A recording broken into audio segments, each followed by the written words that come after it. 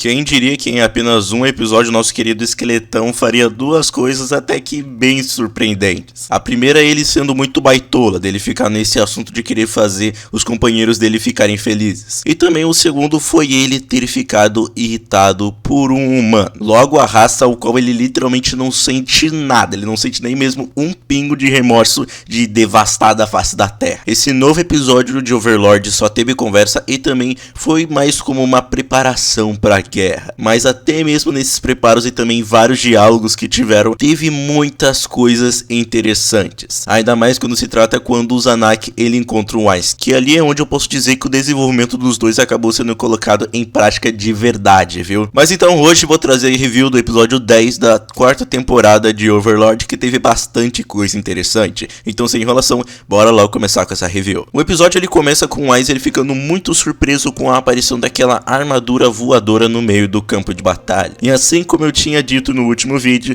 ele não esperava que aquela armadura aparecesse. Até porque depois de 4 temporadas a gente sabe muito bem como é que é a cabeça dele, não é? E claro, ele teve que fingir de que esperava aquilo. E do jeito que colocam ele sempre lá no alto, os subordinados dele acreditavam que ele só fez aquele ataque com um pequeno exército só para poder atrair aquele inimigo a um campo aberto. Então depois de ter se safado de não parecer um idiota, o Weiss ele decidiu que agora sim eles vão dizimar tudo o que eles vão ver pela frente. E para isso eles irão até a capital, para assim poder dar uma chance de fuga daquela cidade para conseguir cumprir a promessa dele com a Pestônia e também com a Nigredo. Então em Rexis, o Zanak ele está com muitos problemas e também com muita papelada, já que o pai dele desde que começou essa guerra com Nazarick não anda muito bem. Então a Rainer ela decidiu visitar um pouquinho ele para conversar com ele sobre essa guerra que está tendo. O Zanak que viu todos os ataques que Nazarick tem feito, ele percebeu que todos esses ataques de Nazarick têm passado muito despercebidos. E junto da ajuda da Rainer, que é muito mais inteligente do que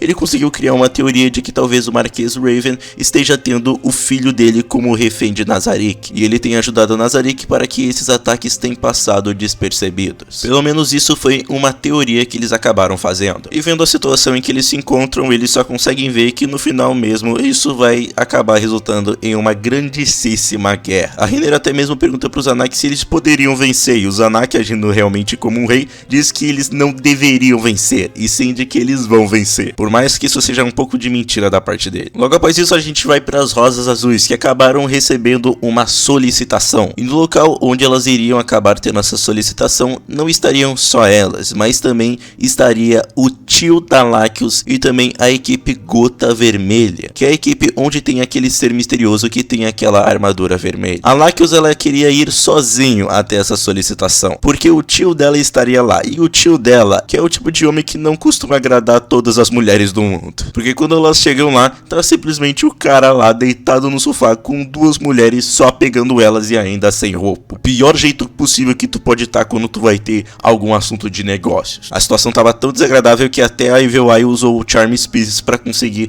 mandar aquelas mulheres embora. Então depois disso, com quase todo mundo reunido, tirando a Gota Vermelha, acaba chegando 3 pessoas da Teocracia Slain, onde um deles é muito, mas muito parecido com a Clementine. Na verdade ele não é parecido, ele é uma versão masculina da Clementine. Não é dito o nome dele, tirando o apelido que um dos companheiros dele o chama, que é Qua, mas a única coisa que pelo menos dá uma impressão de que talvez ele seja irmão da Clementine é a própria aparência dele, porque mesmo que falasse todo o nome dele a gente não iria saber, porque a gente só sabe o nome da Clementine, que é Clementine, não tem mais nada do que isso. Então depois de uma pequena desavença, esse homem ele vai direto ao assunto, que é que a Teocracia quer solicitar o trabalho da Rosa Azul e também da Gota Vermelha para poder lutar contra o Reino Feiticeiro. Mas infelizmente essa solicitação deles acabou sendo negada tanto pelas Rosas Azuis e também tanto pelo tio da Lacus. Do lado das Rosas Azuis não foi dito o motivo, mas do tio da Lacus teve, porque depois que aqueles 3 da Teocracia foram embora, o tio da Lacus disse que ele não pretende nem se juntar com as Rosas Azuis, porque ele luta muito melhor sozinho e também porque isso dá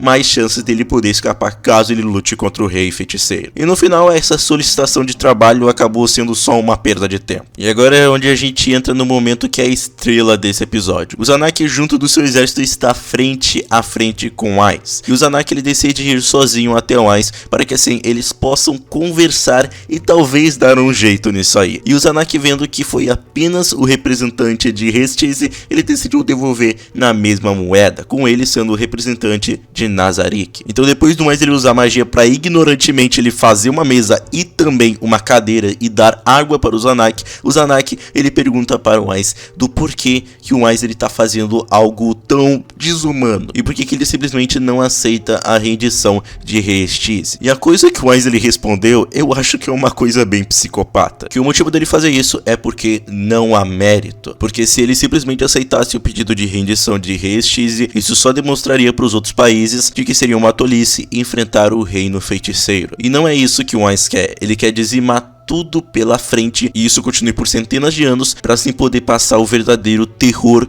do Reino Feiticeiro para o mundo inteiro. E isso acabou deixando o Zanak até que bem irritado, porque para alcançar esse objetivo do Wise realmente tem outros jeitos ou até mesmo outros métodos, mas ele quer ir pelo método mais agressivo, pelo método mais desumano. E no final o Zanak ele pergunta qual que era o verdadeiro objetivo do Wise. E como desde o início a gente sabe que esse esqueleto ele nunca teve um objetivo de verdade e só tem feito algumas coisas por causa da interpretação de seus subordinados, ele pensa que desde o início o verdadeiro objetivo dele era só poder possivelmente encontrar os amigos dele de Yggdrasil lá, mas ele infelizmente viu que isso não é possível. Então, para poder dar uma resposta concreta para o Zanak, ele diz que o verdadeiro objetivo dele é a felicidade, poder trazer a felicidade tanto para ele quanto para os subordinados dele. E o Zanak ele até mesmo pergunta se para poder trazer a felicidade dos subordinados para o Wise, ele tiraria a felicidade de outros reinos. E o Wise, sem nenhum remorso e também sem nenhuma hesitação, ele diz que isso é óbvio, que sim, ele faria isso se fosse preciso. Ele até mesmo pergunta para o Zanak se ele não faria o mesmo. E essa foi uma pergunta bem extrema, tanto que o Zanak ele acabou perdendo um pouco do controle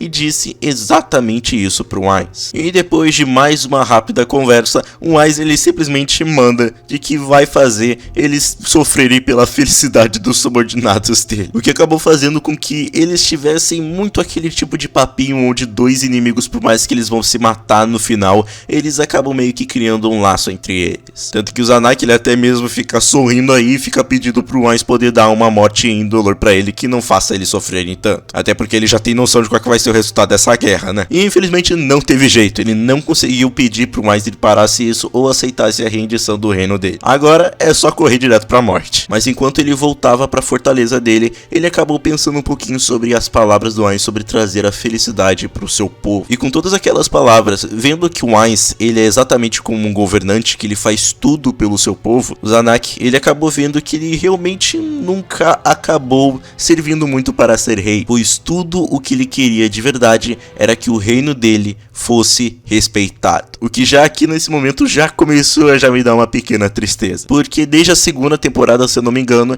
sempre deu aquela impressão de que o Zanak junto de mais um cara, eles não eram muito gente boa. Mas as temporadas foram passando e aqui a gente viu que ele realmente não era um cara ruim, ele só queria poder governar o reino dele e fazer o reino dele ser respeitado. Então, voltando para sua fortaleza, o Zanak ele conversa um pouco com um dos soldados que tinha lá, e ele até mesmo diz algo muito interessante, dizendo que por mais que por fora o Wise ele parecesse um monstro, por dentro ele era exatamente igual a qualquer outro humano. Mas aí depois desse momento todo melancólico, vários soldados acabam aparecendo dentro da tenda do Zanak, e eles estavam bem desesperados. Então eles começaram a implorar para que o Zanak ele se rendesse nessa guerra. E claro, eles logo descobriram que não tinha opção de rendição, e sabendo o quanto o Rei Feiticeiro era muito poderoso, eles queriam dar a cabeça do Zanak para que o Rei Feiticeiro não matasse eles. E infelizmente, vendo que não tinha jeito mais, se recusando de se render sem lutar, o Zanak só puxa a espada dele, pronto para lutar contra os próprios soldados dele. E a cena ela logo corta para Albedo dizendo pro Wise que tinha alguns nobres do reino que desejavam ver o Rei Feiticeiro. E aí quando a gente vê, era exatamente aqueles mesmos soldados que tinham traído o Zanak, dizendo pro Wise aceitar um certo item que eles trouxeram para ele. E quando o Wise abre a bolsa que ele recebeu,